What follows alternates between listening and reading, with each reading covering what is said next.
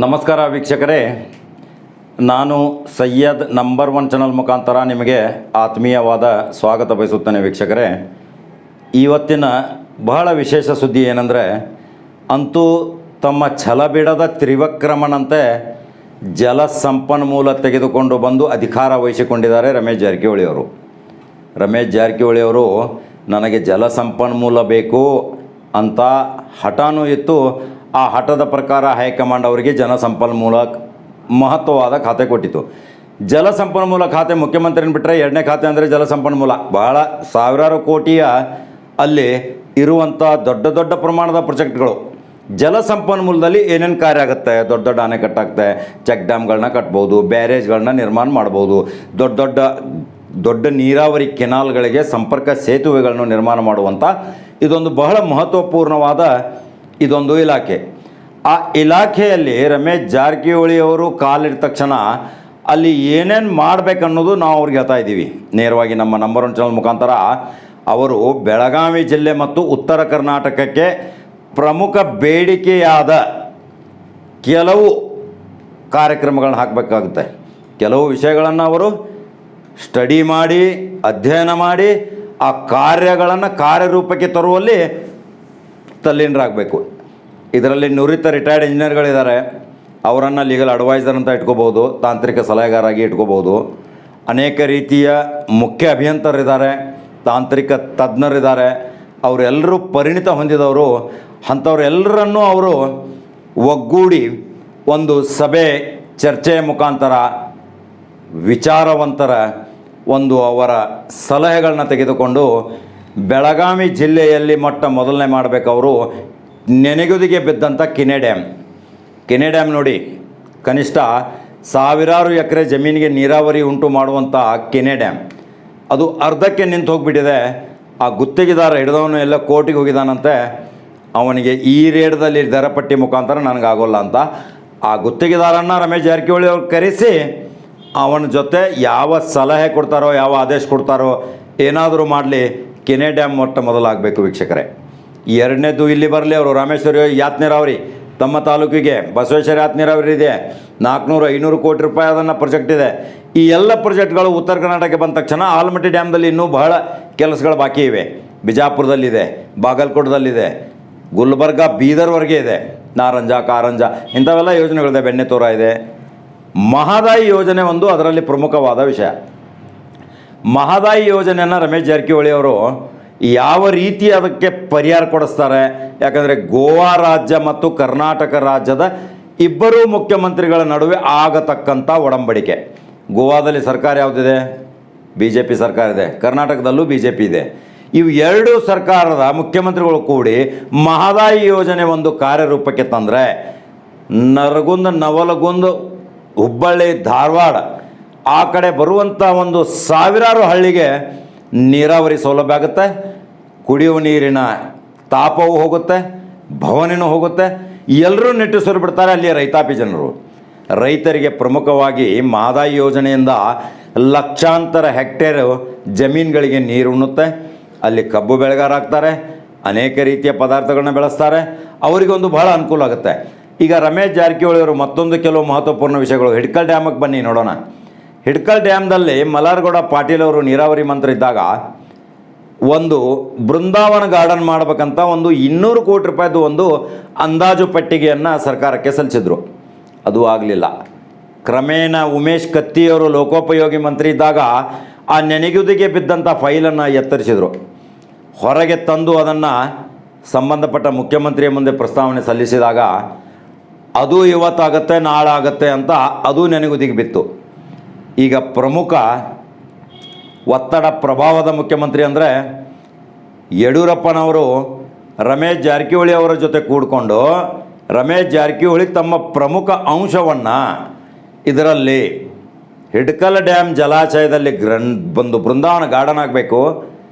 ಅಲ್ಲಿಂದ ಬಂದ ತಕ್ಷಣ ಘಟಪ್ರಭಾ ಪ್ರವಾಸಿ ಮಂದಿರ ಒಂದಿದೆ, ದುಬ್ದಾಳ, ಒಂದು ಭಾಳ ಪ್ರವಾಸೋದ್ಯಮಿದವರಿಗೆ, ಅನೇಕ ಪ್ರವಾಸಿಗರಿಗೆ ನೆಲೆ ಊರೂರಂಥ ಒಂದು ಬಹಳ ಅತ್ಯುತ್ತಮವಾದ ಒಂದು 1883ರಲ್ಲಿ ಕಟ್ಟಿದಂಥ ಬ್ರಿಟಿಷರ ಕಾಲದ ಒಂದು ಹ್ಯಾಟ್ ಬಂಗ್ಲಾ ಅಂತಾರೆ ಅದಕ್ಕೆ. ಆ ಥರ ಪ್ರತಿ ಜೋಡಿ ಬೂಟ್ ಬಂಗ್ಲಾ ಬಾಂಬೆಯಲ್ಲಿ, ಅದಿರಲಿ ಬಿಡಿ. ಈ ಹ್ಯಾಟ್ ಬಂಗ್ಲಾ ಅಂತ ಹೆಸರಿಟ್ಟಿದ್ದು ಬ್ರಿಟಿಷರು.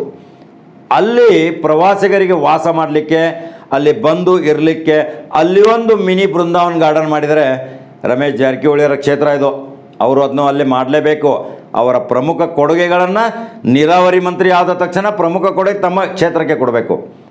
ಆ ಕ್ಷೇತ್ರಕ್ಕೆ ಕೊಟ್ಟಂಥ ನಂತರ ಕರ್ನಾಟಕದ ಜಲಸಂಪನ್ಮೂಲ ಮಂತ್ರಿಗಳು, ತುಂಗಾ ಮೇಲ್ದಂಡೆ ಯೋಜನೆ ಇದೆ, ನಾರಂಗಿ ಆರಂಗಿ ಇದೆ, ಇವೆಲ್ಲ ಭಾಳ ಯೋಜನೆಗಳಿದ್ದಾವೆ. ಬೆಟ್ಟದಂಥ ಸವಾಲುಗಳು ರಮೇಶ್ ಜಾರಕಿಹೊಳಿ ಅವರ ಮೇಲೆ. ಅವರು ಎಲ್ಲರೂ ಇದನ್ನು ಕೂಲಂಕುಷವಾಗಿ ಪರಿಶೀಲಿಸಿ ಸೂಕ್ತ ತಾಂತ್ರಿಕ ಸಲಹೆಗಾರನ ತೆಗೆದುಕೊಂಡು ಮುಖ್ಯ ಅಭಿಯಂತರರ ಸಲಹೆ ಪಡೆದು ಒಂದು ಕಾರ್ಯರೂಪಕ್ಕೆ ತರಬೇಕು. ಆ ಬೃಂದಾವನ ಗಾರ್ಡನು, ಈ 2 ಗಾರ್ಡನ್ಗಳು ನಮ್ಮ ಬೆಳಗಾವಿ ಜಿಲ್ಲೆಯಲ್ಲಿ ಆದರೆ ಎಷ್ಟೋ ಲಕ್ಷಾಂತರ ಪ್ರವಾಸಿಗರು ಅಲ್ಲಿ ಬರ್ತಾರೆ. ನಿರುದ್ಯೋಗಿ ನಿವಾರಣೆ ಆಗುತ್ತೆ. ನಿರುದ್ಯೋಗಿ ನಿವಾರಣೆ ಹೇಗಾಗುತ್ತೆ ಹೇಳಿ ನೋಡೋಣ. ಪ್ರವಾಸಿಗರಿಗೆ ಅಲ್ಲಿಗೆ ಬರಲಿಕ್ಕೆ ಊಟ, ಉಪಚಾರ, ಉಪಹಾರದ ಸೌಲಭ್ಯ ಒದಗಿಸಲಿಕ್ಕೆ ಅಲ್ಲಿ ಒಂದು ಹೋಟೆಲ್ಗಳು ತಯಾರಾಗ್ತವೆ. ಆ ಹೋಟೆಲ್ದಿಂದ ಪ್ರವಾಸೋದ್ಯಮ ಬೆಳೆಯುತ್ತೆ. ಸಾಕಷ್ಟು ಅಲ್ಲಿ ಯುವಕರು ತಮ್ಮ ಉದ್ಯೋಗವನ್ನು ಮಾಡ್ಕೊಂಡು ಹೋಗ್ತಾರೆ. ಆ ಉದ್ಯೋಗ ಮಾಡ್ತಾ ಮಾಡ್ತಾ ಈ ಪ್ರವಾಸಿ ಧಾಮ ಏನಿದೆ ಅಲ್ಲಿ ಇರೋದು ಈಗ ಕೇವಲ 2 ಕೊಠಡಿಗಳು. ಅವು 2 ಕೊಠಡಿಗಳು ಅಸ್ತವ್ಯಸ್ತವಾಗಿವೆ. ಅಲ್ಲಿ ಇರುವಂಥ ಚಿಮ್ರಿ ಬ್ಲಾಕ್ ಒಂದಿದೆ ಪಕ್ಕದಲ್ಲಿ, ಅಲ್ಲಿ ಒಂದು 6 ರೂಮ್ ಇದೆ. ಅವಂತೂ ಎಲ್ಲ ಗೋಡೌನ್ ಆಗಿಬಿಟ್ಟಿದ್ದಾವೆ. ಅವನ್ನೆಲ್ಲ ಪುನರುಜ್ಜೀವನಗೊಳಿಸಿ ಅಲ್ಲಿ ಇನ್ನೂ ಒಂದು 10ರಿಂದ 15 ಒಳ್ಳೆಯ VIP ಸೌಲಭ್ಯ ಅಂತ ಸುಸಜ್ಜಿತ ಕಟ್ಟಡಗಳನ್ನ ಕಟ್ಟಬೇಕು. ಇರಲಿಕ್ಕೆ ವಾಸ್ತವ್ಯದ ಸೌಲಭ್ಯ ಒದಗಿಸಿಕೊಟ್ರೆ ನೀರಾವರಿ ನಿಗಮಕ್ಕೆ ಲಕ್ಷಾಂತರ ರೂಪಾಯಿ ಆದಾಯ ಬರುತ್ತೆ. ಗಾರ್ಡನ್ ಆಗಿರುತ್ತೆ. ಯಾರೋ ಒಬ್ಬರು ಗ್ಲೋಬಲ್ ಕಾಂಟ್ರಾಕ್ಟರ್ ಅದನ್ನು ಟೆಂಡರ್ ಮುಖಾಂತರ ತೆಗೆದುಕೊಳ್ಬೋದು. ಟೆಂಡರ್ ಮುಖಾಂತರ ತೆಗೆದುಕೊಂಡ್ಮೇಲೆ ಅವರು ತಮ್ಮ ಫೀಸನ್ನು ರಿಯಾಯಿತಿ ದರದಲ್ಲಿಟ್ಟು ಸರ್ಕಾರಕ್ಕೆ ಆದಾಯ ಬರುತ್ತೆ. ಇದು ಒಂದು ಪ್ರಮುಖ ಸುದ್ದಿ. ರಾಮೇಶ್ವರ ಯಾತ್ ನೀರಾವರಿ ಇದೆ, ಅದನ್ನಂತೂ ಬಾಲಚಂದ್ರ ಅವರು ಈಗ 75% ಮಾಡಿದ್ದಾರೆ. ಇನ್ನೊಂದು 25% ಇದೆ, ಅದನ್ನು ಮಾಡಬೇಕು. ಆಲ್ಮಟ್ಟಿ ಡ್ಯಾಮ್ದಲ್ಲಿ ನೆನಗುದಿಗೆ ಬಿದ್ದಿದೆ. ಬೆಳಗಾವಿಗೆ ಮೊಟ್ಟ ಮೊದಲು ರಮೇಶ್ ಜಾರಕಿಹೊಳಿಯವರು ಬೆಂಗಳೂರಲ್ಲಿ ಇರುವಂಥ ಮ್ಯಾನೇಜಿಂಗ್ ಡೈರೆಕ್ಟರ್ ಕರ್ನಾಟಕ ನೀರಾವರಿ ನಿಗಮದ ಕಚೇರಿಯನ್ನು ಸುವರ್ಣಸೌಧಕ್ಕೆ ತರಬೇಕು. ಆ ಕಚೇರಿಯನ್ನು ಸುವರ್ಣಸೌಧಕ್ಕೆ ತಂದರೆ ಉತ್ತರ ಕರ್ನಾಟಕದ ಜನ, ಉತ್ತರ ಕರ್ನಾಟಕದ ಎಸ್ಟಿಮೇಟ್ಗಳು, ಅಂದಾಜು ಪತ್ರಿಕೆಗಳು ಎಲ್ಲವೂ ಬೆಳಗಾವದಲ್ಲೇ ಅಪ್ರೂವಲ್ ಆಗುತ್ತೆ. ಒಂದು ಎಸ್ಟಿಮೇಟ್ ತೆಗೆದುಕೊಂಡು ಬೆಂಗಳೂರಿಗೆ ಹೋಗೋದಂದರೆ ಸಮಯ ವ್ಯರ್ಥ, ಆ ದುಡ್ಡು ವ್ಯರ್ಥ. ಆಮೇಲೆ ಇಲ್ಲಿರುವಂಥ ಇಂಜಿನಿಯರ್ಗಳು ಪದೇ ಪದೇ ಬೆಂಗಳೂರಿಗೆ ಹೋದರೆ ಸರ್ಕಾರಿ ಕೆಲಸಗಳು ಅಸ್ತವ್ಯಸ್ತ. ಇವೆಲ್ಲ ಆಗಬಾರ್ದು. ಇವೆಲ್ಲ ಆಗಬಾರ್ದು ಹಾಗೆ ನೋಡ್ಕೋಬೇಕು ರಮೇಶ್ ಜಾರಕಿಹೊಳಿ ಅವರು. ರಮೇಶ್ ಜಾರಕಿಹೊಳಿ ಅವರಿಗೆ ಮಹತ್ವಪೂರ್ಣ ಖಾತೆ ಕೊಟ್ಟಿದ ಮೇಲೆ MD ಆಫೀಸ್ ತಕ್ಷಣ ಬೆಳಗಾವಿಗೆ ತರಬೇಕು. ದಾವಣಗೆರೆ ಅವಶ್ಯಕತೆ ಇಲ್ಲ ವೀಕ್ಷಕರೇ. ದಾವಣಗೆರೆ ಅಂದರೆ ಮತ್ತೆ ಮಧ್ಯಭಾಗ ಬಂತು. MD ಆಫೀಸ್ ಬೆಳಗಾಮಕ್ಕೆ ಬರಬೇಕು. ಮುಖ್ಯ ಅಭಿಯಂತರ ಆಫೀಸ್ ಈಗಾಗಲೇ ಇದೆ ಕಚೇರಿ. MD ಆಫೀಸ್ ಬಂತಂದರೆ ಉತ್ತರ ಕರ್ನಾಟಕದ ಪ್ರಮುಖ ಯೋಜನೆಗಳನ್ನ ಇಲ್ಲಿ ಮಾಡ್ಬೋದು. ಅದೇ ರೀತಿ ರಮೇಶ್ ಜಾರಕಿಹೊಳಿ ಅವರಿಗೆ ಮತ್ತೊಂದು ದೊಡ್ಡ ಸವಾಲಿದೆ. ಬೆಂಗಳೂರಿನಲ್ಲಿ ಇರುವಂಥ ಸರ್ವ ಕಚೇರಿಗಳನ್ನು ತಮ್ಮ ಉತ್ತರ ಕರ್ನಾಟಕದ ಶಾಸಕರ ಬಲದೊಂದಿಗೆ ಯಾವುದೇ ಪಕ್ಷಭೇದ ಮರೆತು ಸರ್ವ ಶಾಸಕರು ಬರುವ ಅಧಿವೇಶನದಲ್ಲಿ ಕೂಗನ್ನು ಎಬ್ಬಿಸಿ ಎಲ್ಲ ಕಚೇರಿಗಳನ್ನು ಬೆಳಗಾವಿಗೆ ತರಬೇಕು. ಬೆಳಗಾವಿಗೆ ತಂದರೆ ಏನಾಗುತ್ತೆ, ಧಾರವಾಡ, ಗದಗ, ಯಾದಗಿರಿ, ಹಾವೇರಿ, ಬೆಳಗಾವಿ, ಬಾಗಲಕೋಟೆ, ಬಿಜಾಪುರ, ಬೀದರ್, ಗುಲ್ಬರ್ಗ ಇದೆ. ಇವೆಲ್ಲ ಜಿಲ್ಲೆಗಳು ಬೆಳಗಾವಕ್ಕೆ ಅತಿ ಸಮೀಪ. ಬೆಳಗ್ಗೆ ಹೋಗಿ ಸಾಯಂಕಾಲ ಬಂದು ತಮ್ಮ ಕೆಲಸ ಮಾಡ್ಕೊಂಡು ಹೋಗ್ತಾರೆ. ಅಲ್ಲಿ ಬೆಂಗಳೂರಲ್ಲಿ ಇರುವಂಥ ಅಸ್ತವ್ಯಸ್ತ ವಸತಿ ಸೌಲಭ್ಯ, ಊಟ ಉಪಚಾರದ ಸೌಲಭ್ಯ, ಎಷ್ಟೋ ನಮ್ಮ ಅಧಿಕಾರಿಗಳು ಹೋಗಿ ಅಲ್ಲಿ ಆಹಾರವನ್ನು ತಿಂದು ಹೊಟ್ಟೆಗೆ ಜೀರ್ಣವಾಗಲ್ಲದೆ ಆರೋಗ್ಯವನ್ನು ಕೆಡಿಸಿಕೊಂಡು ಬಂದಿದ್ದು ಅನೇಕ ಉದಾಹರಣೆಗಳಿವೆ. ಆ ಜನ ಬೆಳಗಾವಿಗೆ ಯಾಕೆ ಬರ್ತಾ ಇಲ್ಲ? ನಮ್ಮ ಜನ ಬೆಳಗಾವಿಗೆ ಹೋಗ್ತಾರೆ ಕೆಲಸ ಮಾಡಲಿಕ್ಕೆ ಬೆಂಗಳೂರಿಗೆ. ಆ ಬೆಂಗಳೂರಿನ ಜನ, ಅಲ್ಲಿಯ ಸಿಬ್ಬಂದಿ ಬೆಳಗಾವಕ್ಕೆ ಎಲ್ಲ ಕಚೇರಿದೊಂದಿಗೆ ಕೆಲಸ ಮಾಡಬೇಕು. ಸಮತೋಲನ ಕಾಪಾಡಬೇಕು. ಯಾವ ರೀತಿಯ ಸಮತೋಲನ ಕಾಪಾಡ್ತಾರೆ? ಅದಕ್ಕೆ ಪ್ರಮುಖವಾಗಿ ಕ್ಯಾಬಿನೆಟ್ದಲ್ಲಿ ರಮೇಶ್ ಜಾರಕಿಹೊಳಿ ಅವರು ಡಿಸಿಷನ್ ತೊಗೋಬೇಕು. ಉತ್ತರ ಕರ್ನಾಟಕದಲ್ಲಿ ಅನೇಕ ಬಂಡವಾಳಶಾಹಿಗಳು ಬರ್ತಾ ಇದ್ದಾರೆ. ಅನೇಕ ಅವರಿಗೆ ಜಮೀನು ಕೊಡಿಸಬೇಕು. ಸರ್ಕಾರಿ ಜಮೀನಲ್ಲಿ ಕಾರ್ಖಾನೆಗಳು ತಲೆ ಎತ್ತಬೇಕು.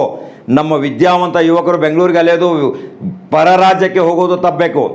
ಇವೆಲ್ಲ ತಪ್ಪಿಸಲಿಕ್ಕೆ ರಮೇಶ್ ಜಾರಕಿಹೊಳಿ ಅವರ ಪ್ರಮುಖ ಅಸ್ತ್ರ ಅಂದರೆ ಜಲಸಂಪನ್ಮೂಲ ಖಾತೆಯಲ್ಲಿ ಪ್ರಭಾವಿ ಸಚಿವರಾಗಿ, ಮುಖ್ಯಮಂತ್ರಿಯರ ಆಪ್ತರಾಗಿ ಅಲ್ಲಿ ಪ್ರತಿಪಾದನೆ ಮಾಡಿ ಕೂಗನ್ನು ಎಬ್ಬಿಸಿ ಉತ್ತರ ಕರ್ನಾಟಕಕ್ಕೆ ಪ್ರಮುಖ ಕಚೇರಿಗಳಂತಂದರೆ ಉತ್ತರ ಕರ್ನಾಟಕ, ಅಖಂಡ ಕರ್ನಾಟಕ ಉಳಿಯುತ್ತೆ.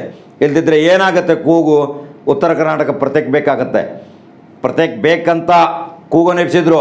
ಧ್ವಜವನ್ನು ತಯಾರು ಮಾಡಿದರು. ಅದರಲ್ಲಿ ಪ್ರಮುಖವಾಗಿ ಉಮೇಶ್ ಕತ್ತಿ ಅವರ ಹೆಸರು ಬಂತು. ಪ್ರತ್ಯೇಕ ಕರ್ನಾಟಕ ಆಗಬೇಕಂತ. ಆದರೆ ಅಖಂಡ ಕರ್ನಾಟಕ ಉಳಿಬೇಕಾದ್ರೆ ಪ್ರತ್ಯೇಕ ಕರ್ನಾಟಕ ಬೇಡ ಅಂದರೆ ದಕ್ಷಿಣ ಕರ್ನಾಟಕದವ್ರಿಗೆ ಅಲ್ಲಿರುವಂಥ ಕಚೇರಿಗಳು ಎಲ್ಲ ಬೆಳಗಾವಿಗೆ ಬರಬೇಕು. ಬೆಳಗಾವಿಗೆ ಬಂದರೆ ಎಲ್ಲ ಸಮತೋಲನ ಪೂರ್ಣವಾಗುತ್ತದೆ. ಈಗ ನಮಗೆ ತುಂಬ ಖುಷಿ ಆಗ್ತಾ ಇದೆ, ರಫ್ ಟಫ್ ಇದ್ದಂಥ ಶಾಸಕ ಸಾಫ್ಟ್ ಆಗಿದ್ದಾರೆ. ಎಷ್ಟೊಂದು ಸಾಫ್ಟ್ ಆಗಿದ್ದಾರೆ ಅಂದರೆ, ಈಗ ಅವರು ಮಾತನಾಡುವುದು, ಯಾರೋ ಒಂದು ಅಹವಾಲು ತೆಗೆದುಕೊಂಡಾಗ ನಯ ವಿನಯದಿಂದ ಮಾತಾಡ್ತಾ ಇದ್ದಾರೆ. ದೇವರು ಹಾಗೆ ಇಡಲಿ ಅವರಿಗೆ. ಯಾಕಂದರೆ ಅವರು ಕೋಲ್ಹಾಪುರ ಮಹಾಲಕ್ಷ್ಮಿ ಭಕ್ತರಲ್ಲ, ಆ ಮಹಾಲಕ್ಷ್ಮಿನೇ ಬಂದು ಅವರಿಗೆ ಒಂದು ಸಹಾನುಭೂತಿಯ ಪ್ರತಿಕಾರದ ರೂಪದ ಒಂದು ಆಶೀರ್ವಾದ ಮಾಡಿದ್ದಾಳೆ. ಆ ಆಶೀರ್ವಾದ ರೂಪದಿಂದ ರಮೇಶ್ ಜಾರಕಿಹೊಳಿ ಅವರು ಸಾಫ್ಟ್ ಆಗಿದ್ದು ಎಲ್ರಿಗೂ ಸಂತೋಷ ಆಗಿದೆ. ಆ ಸಾಫ್ಟದಿಂದ ಉತ್ತರ ಕರ್ನಾಟಕಕ್ಕೆ ಅವರು ಬೃಹತ್ ಯೋಜನೆಗಳನ್ನು ತರಬೇಕು, ಬಲಿಷ್ಠವಾದ ನಿರ್ಣಯಗಳನ್ನು ತೆಗೆದುಕೊಳ್ಬೇಕು, ಧೈರ್ಯದಿಂದ ಮುನ್ನುಗ್ಗಿ ಪ್ರತಿಯೊಂದು ಕಾರ್ಯಗಳನ್ನು ಆಗುವವರೆಗೆ ಹಠ ಬಿಡದೆ ಛಲಗಾರನಂತೆ ತ್ರಿವಿಕ್ರಮ್ನಂತೆ ಕೆಲಸ ಮಾಡಿ ತೋರಿಸ್ಬೇಕು ರಮೇಶ್ ಜಾರಕಿಹೊಳಿ ಅವರು. ರಮೇಶ್ ಜಾರಕಿಹೊಳಿ ಅವರಿಗೆ ಬೆಟ್ಟದಂಥ ಸವಾಲಿದೆ. ಉಸ್ತುವಾರಿ ಮಂತ್ರಿನೂ ಸಹಿತ ತಗೋತಾರೆ ಅವರು. ಉಸ್ತುವಾರಿ ಮಂತ್ರಿ ಅವ್ರಿಗೆ ಕೊಡಬೇಕು. ಉತ್ತರ ಕರ್ನಾಟಕದಲ್ಲಿ ಬೆಳಗಾವಿ ಜಿಲ್ಲೆಯ ಪ್ರತಿಯೊಂದು ಸಮಸ್ಯೆಗಳನ್ನು ಬಗೆಹರಿಸಬೇಕಾದ್ರೆ ಕರ್ನಾಟಕ ರಾಜ್ಯದಲ್ಲಿ ಬೆಳಗಾವಿ ಜಿಲ್ಲೆ ಬೃಹತ್ ಜಿಲ್ಲೆ, ದೊಡ್ಡ ಜಿಲ್ಲೆ, ಕೋಟ್ಯಾಂತರ ಜನಸಂಖ್ಯೆ ಇದೆ. ಇಲ್ಲೇ 1 ಕೋಟಿ ಮೇಲೆ ಇರ್ಬೋದು. ಇಲ್ಲೇ ಅಷ್ಟು ಜನರನ್ನು ಸಂಭಾಳಿಸಲಿಕ್ಕೆ ಒಂದು ಉಸ್ತುವಾರಿ ಮಂತ್ರಿ ರಮೇಶ್ ಅವ್ರಿಗೆ ಕೊಡಬೇಕು. ಯಾಕಂದರೆ ರಮೇಶ್ ಅವರು ಉಸ್ತುವಾರಿ ಮಂತ್ರಿ ಆದ ತಕ್ಷಣ ಉತ್ತರ ಕರ್ನಾಟಕದ ಜನ ಸಮೀಪ ಆಗ್ತಾರೆ. ಪ್ರತಿ ಕ್ಯಾಬಿನೆಟು ಸಹಿತ 3-4 ತಿಂಗಳಿಗೊಮ್ಮೆ ಕ್ಯಾಬಿನೆಟ್ ಮೀಟಿಂಗು ಸುವರ್ಣಸೌಧದಲ್ಲಿ ನಡೆಸುವಂಥ ಏರ್ಪಾಡನ್ನು ರಮೇಶ್ ಜಾರಕಿಹೊಳಿ ಅವರು ಮಾಡಬೇಕು. ವಿಧಾನ ಪರಿಷತ್ತಿನ ಸಭೆಯನ್ನು ಮಾಡಬೇಕಾದ್ರೆ ಮಹಾಂತೇಶ್ ಕವಟಿಮಠ ಮುಖ್ಯ ಸಚೇತಕರು, ಕರ್ನಾಟಕ ಸರ್ಕಾರ ವಿಧಾನ ಪರಿಷತ್ ಅವರೂ ಸಹಿತ ಕೈ ಜೋಡಿಸ್ಬೇಕು. ಯಾಕಂದರೆ ಗೋಕಾಕದ ಅಭಿನಂದನಾ ಸಮಾರಂಭದಲ್ಲಿ, ಸಚಿವರಾದ ಮೇಲೆ ಸತ್ಕಾರ ಸಮಾರಂಭದಲ್ಲಿ ಪ್ರತಿಯೊಂದು ರೀತಿಯಲ್ಲಿ ಮಹಾಂತೇಶ್ ಕವಟಿಮಠರು, ಆನಂದ್ ಮಾಳ್ಗಿಯವರು, ಇವರೆಲ್ಲರೂ ಮಾಮ್ನಿಯವರು, ಆನಂದ್ ಮಾಮ್ನಿಯವರು, ಸೌದತ್ತಿ ಶಾಸಕ ಯಾದವಾಡ ಅವರು, ಇವರೆಲ್ಲರೂ ಅವ್ರು ಕೈ ಜೋಡಿಸಿದ್ದಾರೆ. ಶಶಿಕಲಾ ಜೊಲ್ಲೆಯವರು ಸಹಿತ ಶುಭದ ಶುಕ್ರವಾರ ಪೂಜೆಯ ವಿಧಾನಸೌಧದ ಕೊಠಡಿಯನ್ನು ಪ್ರವೇಶ ಮಾಡುವಾಗ ಪೂಜೆಯಲ್ಲಿಯೂ ಸಹಿತ ಭಾಗವಹಿಸಿದ್ದಾರೆ. ಅವರು ಎಲ್ಲರೂ ಕೈ ಜೋಡಿಸಿ ಉತ್ತರ ಕರ್ನಾಟಕಕ್ಕೆ ಬೆಳಗಾವಿ ಜಿಲ್ಲೆಯ 4 ಸಚಿವರಿದ್ದೀರಾ. ಅದರಲ್ಲಿ ಪ್ರಮುಖವಾಗಿ DCM ಇದ್ದಾರೆ ಲಕ್ಷ್ಮಣ್ ಸವದಿ ಅವರು. ಲಕ್ಷ್ಮಣ್ ಸವದಿ ಅವರು ಸಹಿತ ಹುಟ್ಟಹಬ್ಬ ಇದೆ ಅವ್ರದ್ದು. ದೇವರವ್ರಿಗೆ ಒಳ್ಳೇದು ಮಾಡಲಿ. 60 ವರ್ಷ ಅವರು ಹುಟ್ಟಹಬ್ಬ ಆಚರಣೆ ಮಾಡ್ಕೊಳ್ತಾ ಇದ್ದಾರೆ. ಇವತ್ತು ಅವರು ಬೃಹತ್ ಯೋಜನೆಗಳನ್ನ ಉತ್ತರ ಕರ್ನಾಟಕಕ್ಕೆ ಘೋಷಿಸಬೇಕು. ಅದನ್ನು ಒತ್ತಡ ಪ್ರಭಾವ ಅವ್ರು ತರಬೇಕು ಮುಖ್ಯಮಂತ್ರಿ ಮೇಲೆ. ಇಷ್ಟೆಲ್ಲ ಕಾರ್ಯಕ್ರಮಗಳಾದಮೇಲೆ ರಮೇಶ್ ಜಾರಕಿಹೊಳಿ ಅವರು ಪ್ರಮುಖವಾದ ಯೋಜನೆಗಳಿಗೆ ಜನಸಂಪರ್ಕಕ್ಕೆ ಸರಳ ವಿರಳವಾಗಿ ಸಿಗಬೇಕು. ಈ ಎಲ್ಲ ರೀತಿಯಿಂದ ಅವರು ಕಾರ್ಯರೂಪಣೆ ಮಾಡ್ಕೊಂಡ್ಬಿಟ್ರೆ ಸುಲಭವಾಗಿ ಸಿಗುವ ಶಾಸಕ, ಸುಲಭವಾಗಿ ಸಿಗುವ ಮಂತ್ರಿ ಅಂತ ಅನ್ಸ್ಕೊಳ್ತಾರೆ. ಮಾಡ್ತೀರಾ ರಮೇಶ್ ಜಾರಕಿಹೊಳಿ ಅವರೇ? ನಾವು ಹೇಳ್ತಾ ಇದ್ದೀವಿ ನಂಬರ್ 1 ಚಾನಲ್ ಮುಖಾಂತರ ನಿಮಗೆ, ದಯವಿಟ್ಟು ನಾವು ಹೇಳಿದ ಬೇಡಿಕೆಗಳು ಸರ್ಕಾರದಿಂದ ಅನುಷ್ಠಾನಗೊಳಪಡುವಂಥ ಬೇಡಿಕೆಗಳು ನೀವು ಮಾಡಲೇಬೇಕು, ಮಾಡಲೇಬೇಕಾಗುತ್ತೆ. ಯಾಕೆ? ನಿಮ್ಮೆಲ್ಲರೂ ನಿಮ್ಮನ್ನು ಅಚ್ಚುಮೆಚ್ಚಿನಿಂದ ಬಹುಮತದಿಂದ ಆರಿಸಿ ಕಳಿಸಿದ್ದಾರೆ. ಕರ್ನಾಟಕ ರಾಜ್ಯದಲ್ಲಿ ಅನರ್ಹರಾಗಿದ್ದೀರಾ, ಅರ್ಹ ಮಾಡಿದ್ದಾರೆ. ಅರ್ಹ ಮಾಡಿದ ಮೇಲೆ ಮಂತ್ರಿನೂ ಆಗಿದ್ದೀರಾ. ಆ ಮಂತ್ರಿ ಆದಮೇಲೆ ಬೆಳಗಾವಿಗೆ, ಉತ್ತರ ಕರ್ನಾಟಕಕ್ಕೆ ಪ್ರಮುಖವಾದ ಕೊಡುಗೆಗಳನ್ನು ನೀವು ಸಾರಬೇಕು, ಘೋಷಣೆ ಮಾಡಬೇಕು. ಇದು ನಿಮ್ಮ ಆದ್ಯ ಕರ್ತವ್ಯ ರಮೇಶ್ ಜಾರಕಿಹೊಳಿ ಅವರೇ.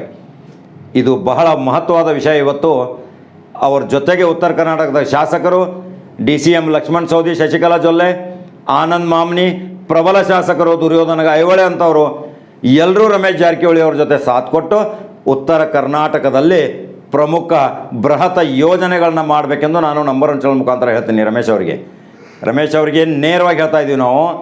ಅದನ್ನು ಅವರು ಕಾರ್ಯರೂಪಕ್ಕೆ ತರಲೇಬೇಕು ಅಂತ ಮತ್ತೊಮ್ಮೆ ಸಾರಿ ಹೇಳ್ತೀನಿ ವೀಕ್ಷಕರೇ. ಭಾಳ ಮಹತ್ವವಾದ ವಿಷಯ. ಇನ್ನೂ ಕೆಲವೇ ವಿಷಯಗಳು ಮತ್ತೊಂದು ಕೆಲವೇ ಕ್ಷಣಗಳಲ್ಲಿ ಬರ್ತೇನೆ ತಗೊಂಡು. ಈ ನನ್ನ ನಂಬರ್ 1 ಚಾನಲ್ ನಿಮಗೆ ಲೈಕ್ ಆದರೆ, ಇಷ್ಟ ಆದರೆ ಕಮೆಂಟ್ ಬಾಕ್ಸಲ್ಲಿ ನಿಮ್ಮ ಏನು ಅನಿಸಿಕೆ ಇದೆ ಅದನ್ನು ಬರೆದು ಕಳಿಸಿ. ಬಲಗಡೆ ಇರೋಂಥ ಬಟನ್ ಆನ್ ಮಾಡೋದನ್ನು ತಪ್ಪಬೇಡಿ. ಉತ್ತರ ಕರ್ನಾಟಕವಾಗಿ ನಾವು ಕೆಲಸ ಮಾಡ್ತಾ ಇದ್ದೀವಿ. ಅಖಂಡ ಕರ್ನಾಟಕ ಉಳಿಲಿಕ್ಕೆ ಹೋರಾಟ ಮಾಡ್ತಾ ಇದ್ದೀವಿ. ಪ್ರತ್ಯೇಕ ಆಗೋದಂತೂ ಬೇಡ. ಪ್ರತ್ಯೇಕ ಯಾವಾಗಂತ ಕೂಗೆಬ್ಬಿಸ್ತೀವಿ ಅಂದರೆ, ನೀವು ಯಾವುದೇ ಬೆಂಗಳೂರಿನ ಸರ್ಕಾರಿ ಕಚೇರಿಗಳನ್ನು ಸುವರ್ಣಸೌಧಕ್ಕೆ ತರಲಿಲ್ಲವೆಂದರೆ ಅದಕ್ಕೆ ನಿಮಗೆ ಮಾರಿ ಹಬ್ಬ ಆಗೋದು. ಉತ್ತರ ಕರ್ನಾಟಕದ ಶಾಸಕರು ಎಚ್ಚೆತ್ಕೊಳ್ಬೇಕು. ಬಸನಗೌಡ ಪಾಟೀಲ್ ಯತ್ನಾಳ್ ಅವರು ಉತ್ತರ ಕರ್ನಾಟಕದ ಬಗ್ಗೆ ಭಾಳ ಮಾತಾಡ್ತಾರೆ. ಅವರು ಸಹಿತ ಈ ನಮ್ಮ ನಂಬರ್ 1 ಚಾನಲ್ ನೋಡಿ ಉತ್ತರ ಕರ್ನಾಟಕಕ್ಕೆ ಪ್ರಮುಖ ಖಾತೆಗಳನ್ನು, ಪ್ರಮುಖ ಯೋಜನೆಗಳನ್ನ ತರಲಿಕ್ಕೆ ಬಸವನಗೌಡ ಪಾಟೀಲ್ ಯತ್ನಾಳ್ ಅವರು ಹೋರಾಟ ಮಾಡಬೇಕು, ಯಡಹಳ್ಳಿ ಅವರು ಹೋರಾಟ ಮಾಡಬೇಕು. ಎಂ ಪಿಗಳಿದ್ದಾರೆ ಕರ್ನಾಟಕ ರಾಜ್ಯದಿಂದ, ಉತ್ತರ ಕರ್ನಾಟಕದಿಂದ BJP ಎಂ ಪಿಗಳು. ಕೇಂದ್ರದಲ್ಲಿ ಸರ್ಕಾರ ಇದೆ, ಸಾವಿರಾರು ಕೋಟಿ ರೂಪಾಯಿ ತರ್ಬೋದು. ಅವರು ಅದನ್ನು ಪ್ರಯತ್ನ ಮಾಡಬೇಕು. ನೀವು ಆರಿಸಿ ಬಂದದ್ದು ಯಾವುದೇ ಅಧಿಕಾರ ಆಸೆಗಾಗಿ, ಅಧಿಕಾರದ ಲಾಲಚಿಗಾಗಿ, ಅಧಿಕಾರದಲ್ಲಿ ಸಮಯ ವ್ಯರ್ಥ ಮಾಡ್ಕೋಬೇಡಿ. ಸಮಯವನ್ನು ಜನತೆಯ ಆಶೋತ್ತರಗಳನ್ನು ಈಡೇರಿಸಲಿಕ್ಕೆ ಪ್ರಮುಖ ಪಾತ್ರ ವಹಿಸಬೇಕೆಂದು ನಾನು ಮತ್ತೊಮ್ಮೆ ಹೇಳ್ತೇನೆ ವೀಕ್ಷಕರೇ. ಮತ್ತೆ ಬೇರೆ ಸುದ್ದಿಯೊಂದಿಗೆ ಬರ್ತೇನೆ. ನಮಸ್ಕಾರ ವೀಕ್ಷಕರೇ.